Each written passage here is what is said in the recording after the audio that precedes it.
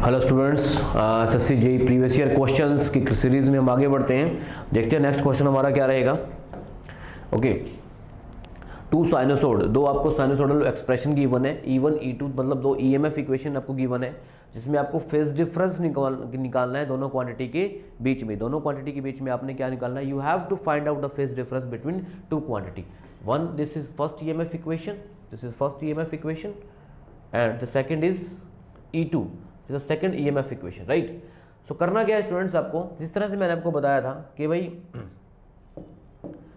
आपको जिस तरह से दो एक्सप्रेशन वोल्टेज और करंट में गिवन है, प्रीवियस लास्ट स्लाइड्स में मैंने बताया था कि उनमें कुछ फेज डिफरेंस रह जाता है। फेज डिफरेंस मतलब कोई वेवफॉर्म राइट टाइम पे स्टार्ट नहीं हुई है, एडवांस हुई है या डिले हुई है, तो उसके अकॉर्डिंग उसमें कुछ फेज डिफरेंस आ जाता है, राइट। तो होने को तो मैं आपको सिंपल वे में जो आपको बुक्स में ज़्यादातर क्वेश्चन मिलते हैं, जो समझाए जाते हैं, वो कुछ इस तरह के एक्सप्रेशन होते हैं। देखो, V = VM sin ωt, ये वेवफॉर्म ऐसी है जो एग्जैक्टली 0 डिग्री से स्टार्ट हुई है। एक और वेवफॉर्म ले लो आप, जैसे कि R फेज ले लो, एक Y फेज ले लो, एक B फेज ले लो। उसमें आप Y फेज में ऐसे ले लो, VM sin of ωt - 120 है, ये भी वही वेव, बस ये क्या है 120 डिग्री से डिले हो गई। कितनी डिले हो गई 120, मतलब फेज बनेगा तो पर 120 डिग्री टाइम के बाद। अच्छा, एक और वेवफॉर्म B फेज ले लो, जैसे RYB में V3 VM sin of ωt - 120 plus 120 ले लो, ये एडवांस में बन जाएगा, यहाँ पर -120 लिख लो। तो इस तरह से तीन फेज, ये तीनों वेवफॉर्म में अलग अलग आपका फेज शिफ्ट है। इसी तरह से मैं V1 को E1, अगर इस क्वेश्चन में क्या किया एग्जामिनर ने, V1 को E1 लिख लिया, E1 जैसे स्टैंड फॉर EMF, तो इसने वो वैल्यू ले ली। दो वेवफॉर्म गिवन है, उनमें आपको फेज शिफ्ट बताना है। क्या बताना है? Phase shift. अगर दोनों वेवफॉर्म में यहाँ पर खाली A sin ωt और B sin ωt लिखा होता तो कोई दिक्कत नहीं थी भाई, तो फिर फेज शिफ्ट 0 डिग्री आता। क्या आता? 0। प्लस करके π/4 E1 में लिखा हुआ है और माइनस करके π/6 आपको E2 में लिखा हुआ है। देखो, इस क्वेश्चन को करने के दो तीन तरीके हैं। एक सिंपल तरीका मैं आपको बता रहा हूँ, आप क्या करें, आपको एक एक्सप्रेशन पता होना चाहिए, एक कंसेप्ट पता होना चाहिए कि जब भी आप क्वाड्रेंट में मूव करते हैं, एंटी क्लॉकवाइज आप चलेंगे एंगल पॉजिटिव होगा, और क्लॉकवाइज चलेंगे तो एंगल इज ऑलवेज नेगेटिव। ये हमारा बेसिक है, ठीक है। तो आप एंटी क्लॉकवाइज जब चल रहे हैं, तो एंटी क्लॉकवाइज मैंने क्या कहा, जब आप एंटी क्लॉकवाइज मूव कर रहे हैं तो एंगल की वैल्यू क्या होगी, एंगल इज ऑलवेज पॉजिटिव, ठीक है। और अगर आप क्लॉकवाइज मूव कर रहे हैं तो एंगल क्या होगा, ऑलवेज नेगेटिव, ठीक है। अब आप कह रहे हो क्या, देखो यहां से स्टार्ट करके ना आप इसको प्लॉट करो। जो E1 है वो A sin ωt प्लस π/4 है। प्लस π/4 कितना होता है भाई, प्लस पाई अगर 180 है तो 180/4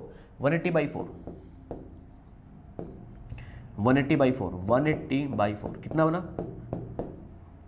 45, कितना है 45। तो आप क्या करो, ये अगर 0 डिग्री रेफरेंस है तो आप 45 डिग्री पे एक लाइन ड्रॉ कर दो, कितने पे, प्लस 45। अब आप ये बताइए कि मैं कैसे चलाऊं, एंटी क्लॉकवाइज चल रहा हूं ना, एंटी क्लॉकवाइज, एंटी क्लॉकवाइज में एंगल मेरा पॉजिटिव आएगा। क्या आएगा? पॉजिटिव। एंटी क्लॉकवाइज में एंगल क्या आएगा? Positive, plus 45 degree, right. अच्छा, अगर मैं सेकंड एक्सप्रेशन को देखूं, ये है -π/6। पाई अगर 180 होता है तो 6 डिवाइड से किया तो ये हो गया 30 डिग्री, पर वो किसके साथ है, माइनस के साथ, तो -30 डिग्री कहाँ आएगा, नीचे आएगा। ये आपका देखो है तो ये भी 30, लेकिन क्लॉकवाइज होने की वजह से मैं माइनस इसको बोल रहा हूँ। अब आपका काम क्या है, आपको करना क्या है, आपको ये टोटल एंगल देखना है कितना बन रहा है। ये टोटल एंगल कितना बन रहा है 75, कितना बन रहा है 75 डिग्री। क्या बन रहा है 75, तो 75 डिग्री आपका ऑप्शन में अवेलेबल है। 75 डिग्री, 60 डिग्री, 105 और 15 डिग्री, तो क्या बनेगा, अरे दोनों EMF के बीच में the phase difference between two EMF is always 75 degree if the expression E1 into E2 is given as, तो this is the answer, right. कर लोगे? नेक्स्ट देखिए, ये अच्छा क्वेश्चन है भाई। कई बार क्या रहता है, आपको R इक्विवेलेंट कोई भी exam in different type of exams in all over India, exam ऐसे रहते नहीं है कि जो विदाउट R इक्विवेलेंट के क्वेश्चन एग्जाम पॉसिबल हो, राइट। R इक्विवेलेंट के क्वेश्चन हमेशा एग्जाम में आते रहते हैं, राइट। तो कैसे अप्रोच करना है इन क्वेश्चंस को, देखिए एक बार। R इक्विवेलेंट के क्वेश्चन आप कैसे अप्रोच करेंगे, ठीक है जी। अभी हमारा फर्स्ट क्वेश्चन हो गया, फर्स्ट क्वेश्चन लिख दिया मैंने। सेकेंड, ठीक है, आर इक्विवेलेंट का क्वेश्चन हम ट्राई कर रहे हैं। आर इक्विवेलेंट हमें फाइंड आउट करना है इस पूरे कॉम्प्लेक्स सर्किट को लेके, राइट। एसएससी जेई 2014 फॉरनून सेशन में एक क्वेश्चन आया था, एक बार देख लीजिए, देन आई विल डिस्कस। जब तक मैं बता देता हूँ आपको जो ट्राई करना चाहते हैं ट्राई कर लें, मैं जब तक डिस्कशन कर लेता हूँ 1-2 मिनट्स की। हाँ जी, कैसे अप्रोच करना है मैं बता दूँ, किस तरह से आपको इसको बेनिफिट मिलेगा इस पूरी सीरीज जो मैं कर रहा हूँ यहाँ पे, किस तरह से। कॉपी पेन आपके साथ होना चाहिए, write down each and every point, write down each and every important points, note down करते रहें, राइट। और क्योंकि ये चीज़ें ऐसी है जो आपको एग्जाम में काम आएंगी, राइट। अब ऑलरेडी सिलेबस आपने पढ़ लिया, तो जो मैं इंपॉर्टेंट नोट यहाँ लिखवा रहा हूँ, बाई चांस आपसे मिस हो गए, वो आप लिख नहीं पाए, किसी वजह से नोट्स नहीं बना पाए, तो एक तो वो काम पूरा हो जाएगा और ये चीज़ें क्लिक कर जाएंगे एग्जाम में। सेकंड वन ये आपने करना है, साथ साथ जो भी चीज़ें आपको समझ में नहीं आ रही हैं और जिन चीज़ों की आप और भी ज़्यादा आपको लग रहा है कि वो सब्जेक्ट मेरे रह जाएंगे, अभी एसएससी नेक्स्ट मंथ में होने वाला है, तो वो आपको बताना है कि कौन कौन से सब्जेक्ट आप करना चाहते हैं, राइट। देखो मैं अभी भी बता रहा हूँ आपको, मुझे बड़ी खुशी होगी अगर मैं आपकी हेल्प कर पाया इस पॉइंट, इस टेंट पे, इस सिचुएशन पे, राइट। लेकिन दुख मुझे होगा, मुझे बहुत दुख होगा, मैं फील वेरी सैड कि अगर मैं आपकी किसी तरह से हेल्प नहीं कर पाया, क्योंकि ऑलरेडी सारा कुछ हम एक सेटअप पे बना चुके हैं। बहुत लोग सर्वाइव करते रहते हैं इस तरह के सेटअप बनाने के लिए। जब हमारे पास सेटअप है, नॉलेज है, बस आप हमें डिलीवर करना है, आपको हमें बताना है कि किस तरह की चीज़ें आपकी रिक्वायरमेंट है। ओके, फ्री सर्विस, कोई दिक्कत नहीं है, चले। ओके, कर लिया भाई। कैसे किया आपने ये क्वेश्चन, देखिए आर इक्विवेलेंट, पहले ये देखो आप, ये 1 और 5 किस में, सीरीज में। मैंने कहा था कि अगर सेम सर्किट एलिमेंट में सेम करंट फ्लो हो रहा है, आप ये देखिए, अगर मैं यहाँ से करंट फ्लो कराऊंगा इस पॉइंट से, तो 1 और 5 में सेम करंट आएगा। सेम करंट जब फ्लो होता है तो वो सीरीज कनेक्शन होता है। सीरीज में रेजिस्टेंस को ऐड करो, 1 और 5 कितना हो जाएगा, 6। 1 और 5 कितना हो जाएगा, सो ये हो गया आपका 6। इसके बाद 6 और 3, इसके बाद में ये लाइन कंप्लीट हो गई हमारी। इसके बाद 2 ओम वाली ले लेता हूँ, ये 2 ओम वाली लाइन है। उसके बाद 6 और 3 का पैरेलल, ये देखो, ये दोनों ये कंपोनेंट पैरेलल में पड़े हैं। 6 और 3 का पैरेलल कितना होता है भाई, देखो पैरेलल सिंपल होता है। पैरेलल सोल्व करने के लिए आप करें क्या, 6 × 3 डिवाइड बाई 6 + 3, ये हो जाएगा 18/9, 2 आ जाएगा। सो 2 के साथ ये वैल्यू 2 एक और आ गई। उसके बाद ये भी हो गया, 2 के साथ ये वाला कंपोनेंट हो गया, ये भी हो गया। 4 और 8 बचे हुए हैं, ये 4 और ये 8, ये ऐसे कंप्लीट कर लो, बस हो गया सिंपल। अब तो क्वेश्चन, अब तो कुछ करना ही नहीं है आपको। हाँ जी, 2 और 2 ये कितना हुआ, 2 और 2 4 और 6 का पैरेलल सोल्व कर दो, ये 4 हो गया ना। 4 और 6 का पैरेलल कितना होता है, देखो अब आपके पास ये बचा, ये वाला कंपोनेंट बचा 4, यहाँ जाएगा 4 और 6 का पैरेलल, और ये आ जाएगा आपके पास 8, और यहाँ से आप करंट फ्लो करा दो, ये रेजिस्टेंस सीरीज में आ जाएंगे, सेम करंट फ्लो होगा सब में। यहाँ से आपकी किसकी वैल्यू आ जाएगी, आर इक्विवेलेंट की। 4 और 6 का वैल्यू होती है 4 × 6, करके देख लो, 4 × 6 डिवाइड बाई 4 + 6, ये बनेगा 24, 2.4 कितना बनेगा, 2.4, 24/10। सो 4 + 2.4 + 8, ये बना है 14.4। 4, 8, 12, 12 to 14, 14.4 अवेलेबल है, ए ऑप्शन। ठीक है, तो this is how we approach the R equivalent questions. भाई डरना नहीं है, don't afraid from this type of questions. आपको सिंपल जब भी क्वेश्चन ट्राई करने हैं, आपने स्टार्ट कर देना है, जो भी आपको सीरीज पैरेलल कनेक्शन मिलते चले जाएं, उनके आर इक्विवेलेंट सोल्व करते रहें और सर्किट में एज इज पुट करते रहें। चलिए नेक्स्ट क्वेश्चन है आपका आर टाइम कांस्टेंट निकालने का, जहां पर आपको आर सी आपके सर्किट एलिमेंट लगे हुए हैं। आपको बताया था मैंने, टाइम कांस्टेंट अगर आरसी सर्किट है तो आप यूज करें R × C formula time constant का फॉर्मूला होगा आर × सी। ठीक है, अगर आर एल सर्किट है तो आप यूज करें L/R। क्या यूज करें, L/R। अब हमारे पास एक्चुअल में क्वेश्चन में क्या है, टाइम कांस्टेंट आपको निकालना है। जब हमारे पास सर्किट में एक आर थोड़ी है, आपके पास तो 2 आर गिवन है, तो जितने भी आर हैं, 3 हो, 4 हो, 4 हो, 5 हो, वट एवर इट इज, तो आप एक आर इक्विवेलेंट निकाल लें, जैसे कि लास्ट क्वेश्चन में निकाला। और सी की वैल्यू भी आपके पास मोर देन 1 है। अगर एक सिंपल आर सिंपल सी होता तो आप आर × सी करके सॉल्व कर लेते। आर × सी आपकी जो वैल्यू होती, that is your time constant only. But in this situation you have more than 1 R, more than 2 C, so C ज़्यादा है, R भी ज़्यादा है, तो आपको R × C इक्विवेलेंट करना पड़ेगा। और आपको बताया था मैंने कि अगर सर्किट में वोल्टेज सोर्स, करंट सोर्स अगर ये गिवन है, उस तरह के सर्किट को सॉल्व करने के लिए आर इक्विवेलेंट टाइम कांस्टेंट कैसे निकालेंगे, कैसे बताया था आपको, ये ट्रांजिएंट का क्वेश्चन है भाई, ट्रांजिएंट में टाइम कांस्टेंट निकालने आते हैं आपको। तो आपको करेंगे क्या, अगर वोल्टेज सोर्स गिवन है उसको डीएक्टिवेट कर दें, शॉर्ट सर्किट कर दें, और करंट सोर्स है तो उसको ओपन कर दें, तो वोल्टेज सोर्स करंट सोर्स को डीएक्टिवेट करके जो RCL आपकी चीज़ें बचेंगी वही आपके टाइम इक्विवेलेंट फॉर्मेट में फिट हो जाएंगे। RC है तो R इंटू सी कर दो। अब आपके पास R आपको करना है और C का मल्टीप्लाई करना है, क्या करना है, R इंटू सी। तो क्या करो, R इक्विवेलेंट निकाल लो और C इक्विवेलेंट और पुट कर दो बस। अब ये दो R पैरेलल में, ठीक है, R जब पैरेलल में हो, R इक्विवेलेंट की वैल्यू पैरेलल में, हाँ जी, सेम वैल्यू जब रेजिस्टेंस पैरेलल में होते हैं तो ओवरऑल वैल्यू हाफ हो जाती है। क्लियर। सिमिलरली अगर C इक्विवेलेंट निकालना है, अरे भाई उस फॉर्मूले से निकाल लो अगर निकालना चाहते हैं, अभी बताया था आपको, ऊपर वाली वैल्यूज का प्रोडक्ट, नीचे वाली वैल्यू का एडिशन करके देखना है कितना बनेगा ये, R² अपॉन 2R। तो एक R से एक R कट गया तो R/2 बचा, तो लिखा हुआ है R/2। क्लियर। कैसे पैरेलल सोल्व करते हैं, सेम वैल्यू का multiply divide by same value का एडिशन, टू सर्किट एलिमेंट के केस में अगर हम कर रहे हैं। C इक्विवेलेंट क्या होगा, पैरेलल में कैपेसिटेंस ऐसे ऐड होती है, सिंपल एडिशन। सो कितना हो गया C + C, तो ये आ गई आपके 2C। तो R इक्विवेलेंट की वैल्यू आ गई R/2 और C इक्विवेलेंट की वैल्यू आ गई C2C। कर लो मल्टीप्लाई, R इंटू सी, इन दोनों का मल्टीप्लाई कर दो। सो R/2 इंटू 2C, तो RC आ रहा है किसी ऑप्शन में RC, इसका आंसर RC/4 है। एक्सप्रेशन देखो एग्जामिनर ने क्या किया, RC/4, इसने C और R पहले लिख दिया ताकि आपको कंफ्यूज कर दे, लेकिन RC ही तो है, C इंटू R पढ़ो इसको या R इंटू सी, बात एक ही है। RC/4, RC/2, RC2CR। अभी हमारा क्या आंसर आ रहा है, RC या CR। अरे भाई C इंटू R करो या R इंटू सी, रहेगा तो RC या CR सेम, तो इसका आंसर है C ऑप्शन। कौन सा ऑप्शन है, C ऑप्शन। ठीक है जी।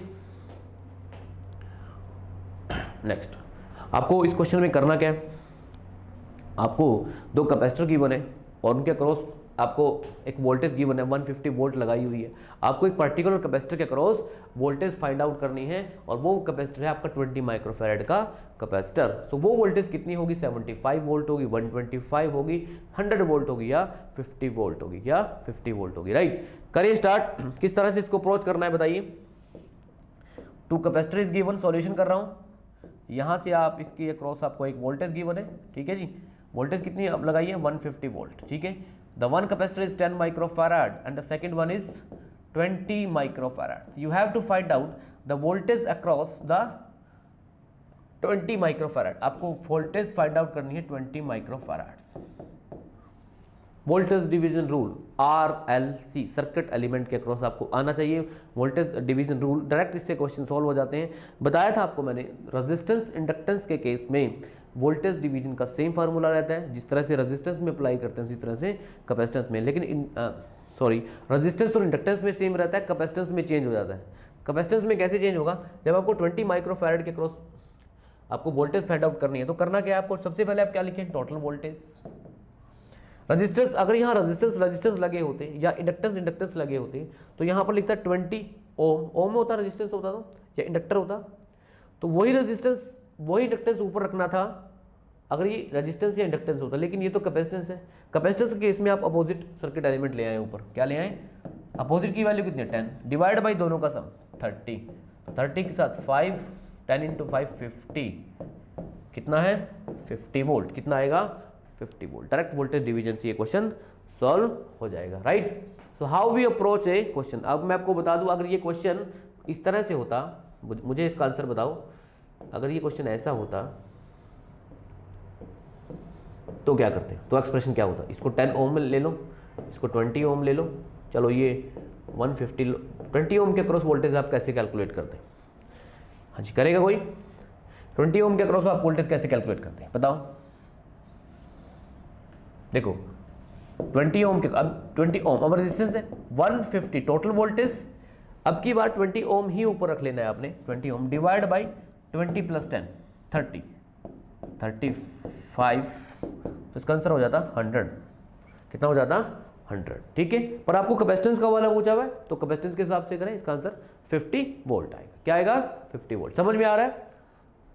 हाँ जी, समझ में आ रहा है। देखिए जितने मेरे एफर्ट हैं वो तभी यूजफुल आपके लिए होंगे जब आप रेगुलर इसको रिवाइज करेंगे, नंबर ऑफ टाइम एक बार वॉच करा, फिर क्वेश्चन सॉल्व करके देखे। आप समझ रहे हैं, 10 क्वेश्चन मैं करवा रहा हूँ तो 20-30 क्वेश्चन आपने ट्राई करने हैं। आप समझ रहे हैं, और जहाँ पर दिक्कत आई है, जहाँ पर प्रॉब्लम आ रही है, वो इमीडिएटली आप कमेंट सेक्शन में मुझे लिखते रहे, राइट। तो देन ओनली ए फ्रूटफुल, जो हम काम कर रहे हैं वो एक फर्टाइल समझते हो, उपजाऊ, तो तभी एक फर्टाइल लैंड पे कुछ काम करने का हमें एफर्ट मिलेगा, राइट। मैं क्वेश्चन करा रहा हूँ आपको और आप जस्ट सुन रहे हैं, कॉपी पेन नोट आप कुछ कर नहीं रहे हैं, आपको बेनिफिट उसका मिल नहीं रहा है, तो वो एक मेरे लिए इनफर्टाइल काम हो जाएगा। क्या हो जाएगा? इनफर्टाइल, ठीक है। तो मेहनत मेरा हार्ड वर्क वेस्ट नहीं जाना चाहिए, ठीक है जी। ओके, चलिए नेक्स्ट क्वेश्चन।